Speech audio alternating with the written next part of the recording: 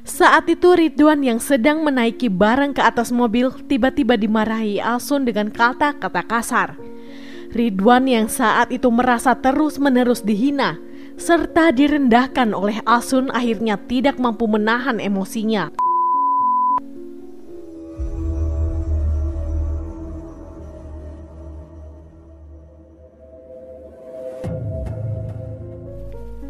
Hai semuanya, Assalamualaikum warahmatullahi wabarakatuh. Kembali lagi di YouTube channel saya, Lembaran Cerita. Semoga kabar kalian semua sehat selalu dan pastinya diberi kebahagiaan dalam menjalani hidup. Di video kali ini saya akan membahas tentang kasus pembunuhan yang terjadi di Aceh. Nah, seperti apa kasusnya? Yuk langsung kita bahas. Jisun atau yang lebih akrab disapa dengan Asun, lahir di Medan, Sumatera Utara pada tahun 1970. Asun ini telah menikah dengan wanita yang dicintainya bernama Minarni berusia 40 tahun. Dan dari pernikahan tersebut mereka berdua dikaruniai satu orang anak laki-laki yang berusia 8 tahun bernama Kaliestos. Pada tahun 2015, keduanya memutuskan untuk merantau ke Aceh guna memperbaiki perekonomian keluarga mereka. Menurut beberapa warga sekitar, Asun dan keluarga merupakan orang yang baik, gigih, pekerja keras, dan ramah kepada siapapun.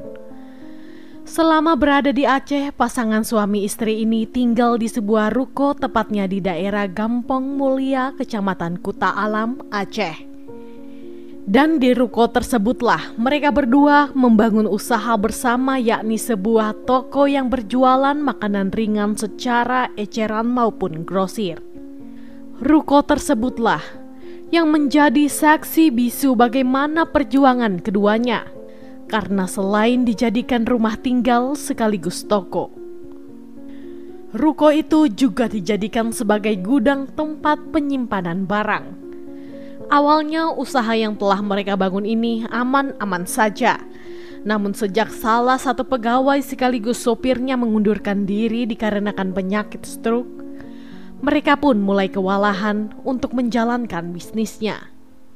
Nah, pengunduran karyawan yang juga merupakan sopir itu ternyata sangat berpengaruh kepada bisnis mereka. Karena selain menjual makanan ringan secara eceran, Asun ini juga menjual dagangan secara grosir sehingga ia kerap mengirim barang-barang jualannya ke warung-warung kecil yang ada di Aceh.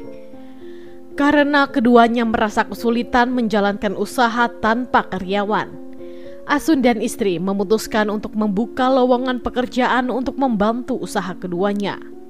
Singkat cerita, seorang pria berusia 22 tahun yang melamar pekerjaan sebagai sopir bernama Ridwan Maulana atau yang dikenal sebagai Iwan. Ia merupakan seorang warga Paya Sumatong, Kecamatan Krueng, Sabe, Aceh Jaya. Diketahui Ridwan ini merupakan tulang punggung keluarganya. Menurut pengakuan keluarga, Ridwan termaksud anak yang baik, ramah, tidak pernah mengeluh, pendiam, dan tidak pernah bermasalah. Asun yang saat itu membutuhkan karyawan untuk membantu pekerjaannya pun langsung menerima Ridwan untuk menjadi pegawainya yang sekaligus merangkap menjadi sebagai supir. Awalnya Ridwan ini bekerja dengan baik, namun lama-kelamaan ia pun menjadi agak malas-malasan karena Asun sering kali memarahinya. Sehingga seringkali terjadi gesekan-gesekan yang membuat Ridwan merasa sakit hati. Pada hari Jumat 5 Januari 2018 sore hari, saat itu Ridwan yang sedang menaiki barang ke atas mobil tiba-tiba dimarahi Asun dengan kata-kata kasar. Ridwan yang saat itu merasa terus-menerus dihina serta direndahkan oleh Asun akhirnya tidak mampu menahan emosinya. Sehingga saat Asun membelakanginya, Ridwan pun langsung menyerang Asun dengan pukulan berkali-kali hingga membuat Asun tidak berdaya lagi. Melihat sang bos yang tidak berdaya, emosi Ridwan bukannya mereda, ia malah semakin kesetanan. Ridwan kemudian mengambil sebuah balok kayu dan langsung memukulkannya ke bagian kepala sang bos beberapa kali. Merasa kurang puas dengan itu, Ridwan lalu mengambil sebilah pisau di dapur dan kemudian menggorok leher Asun hingga membuatnya meninggal dunia di tempat. Tidak hanya sampai di situ saja, Ridwan kemudian menyeret tubuh Asun ke dalam kamar mandi dan menguncinya di sana. Ridwan yang semakin kalah pun kemudian menghabisi Minarni yang merupakan istri Asun dengan cara yang sama. Namun saat di tengah-tengah aksinya itu, Kalitos, anak dari Asun yang terkejut melihatnya langsung berteriak histeris. Merasa ketakutan jika para tetangga mendengar teriakan tersebut, Ridwan langsung membekap dan menghabisi Kalitos dengan cara yang sama sampai meninggal dunia. Setelah itu, Ridwan bergegas menutup toko milik Asun. Selanjutnya, ia pergi ke dapur untuk mencuci pisau yang telah dia gunakan untuk menghabisi para korbannya. Ia kemudian menggeledah seluruh ruangan dan mencuri barang-barang milik bosnya, yakni uang senilai 15 juta rupiah, 3 buah handphone, dan beberapa perhiasan milik Minarni. Tidak hanya itu saja, Ridwan juga sempat mengacak-ngacak seisi rumah tersebut untuk membuat alibi seolah-olah seperti terjadi perampokan. Setelah menggasak seluruh harta milik majikannya, Ridwan sempat menyalakan kipas angin dan mengarahkan ke tubuh Minarni serta Kalitos guna menyamarkan bau tak sedap yang akan muncul setelah pembunuhan tersebut. Selain itu, Ridwan juga sempat mengambil sprei lalu menutupkan ke tubuh Minarni dan anak Asun. Baru setelah itu, Ridwan dengan santai mengunci pintu rumah dari luar dan membawa sepeda motor milik Asun untuk melarikan diri. 4 hari kemudian, atau tepatnya pada hari Senin 8 Januari 2018 sekitar sore hari, seorang warga yang merupakan tetangga korban dihubungi oleh pihak keluarga Asun yang merasa curiga karena selama beberapa hari Asun tidak dapat dihubungi. Selain itu, warga juga merasa aneh karena toko milik Asun tidak buka selama beberapa hari. Padahal biasanya toko itu tidak pernah tutup. Sehingga kecurigaan tersebut kemudian dilaporkan ke aparat desa setempat, yang kemudian dilanjutkan dengan melaporkan kepada pihak kepolisian. Saat pihak berwajib tiba di lokasi, mereka segera memanjat pintu gerbang serta mengetuk-ngetuk pintu rumah milik Asun. Namun karena tidak kunjung mendapatkan jawaban dari dalam, aparat kepolisian dibantu warga akhirnya memutuskan untuk mendobrak pintu rumah tersebut. Dan benar saja, ketika pintu berhasil terbuka, alangkah terkejutnya mereka karena menemukan 2 sosok jasad dari Minarni dan Kalitos dalam kondisi sudah membusuk serta terdapat beberapa luka terbuka di tubuh para korban. Awalnya pihak kepolisian mengira bahwa pembunuhan tersebut didalangi oleh suami korban karena hanya ditemukan 2 jasad dari 3 anggota keluarga tersebut.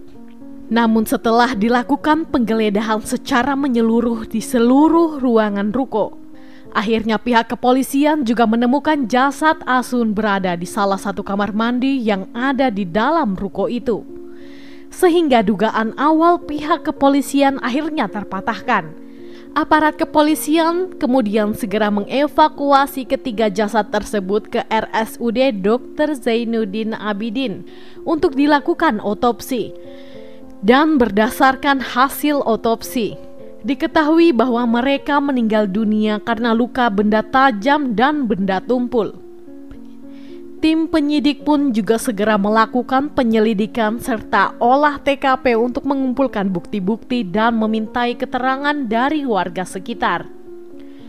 Pihak berwajib menjelaskan bahwa ada seorang saksi yang melihat Ridwan yang merupakan karyawan sekaligus sopir korban pergi dari rumah Asun dengan membawa motor milik Asun. Berbekal keterangan itulah, aparat kepolisian segera mencari keberadaan dari Asun. Sementara itu, Ridwan yang saat itu sedang melarikan diri memutuskan untuk mendatangi rumah kedua orang tuanya dan bersembunyi di rumah tersebut. Di dalam masa pelariannya itu, Ridwan kemudian menjual 2 buah ponsel milik korban. Sehari setelah berada di rumah orang tuanya, Ridwan yang merasa kurang aman memutuskan untuk kabur menuju ke Meulaboh menggunakan sepeda motor milik Asun. Nah, sesampainya di Meulaboh, Ridwan memarkirkan sepeda motor itu di salah satu rumah sakit yang berada di sana. Lalu ia kabur menggunakan bus menuju Medan, Sumatera Utara. Sesampainya di Medan, Ridwan turun di salah satu terminal lalu menggunakan kendaraan umum menuju ke Bandara Kuala Namu. Tapi usaha pelarian itu dengan terpaksa harus berakhir karena pada 10 Januari 2018, tim kepolisian dari Polda Aceh dibantu dengan Polres Deli Serdang menangkap Ridwan Maulana ketika berada di Bandara Kuala Namu. Saat penangkapan tersebut, Ridwan tidak mengelak sedikit pun. Ia memilih untuk mengakui semua perbuatannya. Aparat kepolisian kemudian menggiring Ridwan menuju ke Polda Aceh. Di dalam berita acara pemeriksaan, Ridwan mengatakan jika dirinya merasa sangat sakit hati dengan semua penghinaan dan cacian dari korban, sehingga saat itu ia benar-benar tidak mampu menahan emosinya. Proses rekonstruksi kasus ini berjalan dengan menjalankan 108 adegan. Aparat kepolisian pun akhirnya menjerat Ridwan Maulana dengan pasal berlapis, yakni pasal 338 KUHP tentang pembunuhan, junto pasal 340 KUHP tentang pembunuhan berencana. Pada 26 Juni 2018, sidang perdana untuk kasus ini digelar di Pengadilan Negeri Banda Aceh. Proses persidangannya pun berlangsung cukup lama. Dan pada 25 Oktober 2018, Pengadilan Negeri Banda Aceh menjatuhkan vonis hukuman mati terhadap Ridwan Maulana karena terbukti bersalah secara sah dan meyakinkan telah melakukan tindakan pidana pembunuhan terhadap 3 nyawa sekaligus. Hingga saat ini, Ridwan Maulana masih menunggu proses hukum selanjutnya di Lapas Kelas 2A Banda Aceh. Demikian kasus yang bisa saya ceritakan untuk hari ini. Gimana nih menurut pendapat kalian? Silahkan sampaikan pendapat teman-teman di kolom komentar. Dan semoga dengan adanya video ini kita bisa belajar untuk lebih waspada dan selalu berhati-hati dalam menjalani hidup.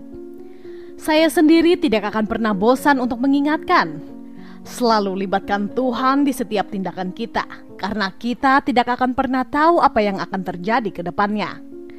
Oke, sekian dulu untuk video hari ini. Mohon maaf jika ada salah dalam tutur kata. Dan jika menurut kalian channel ini bermanfaat, mohon supportnya dengan cara mengklik subscribe, like, komen, dan jangan lupa untuk menyalakan tombol notifikasinya agar kalian tidak ketinggalan saat kami upload video terbaru. Sampai jumpa di video selanjutnya. Bye-bye.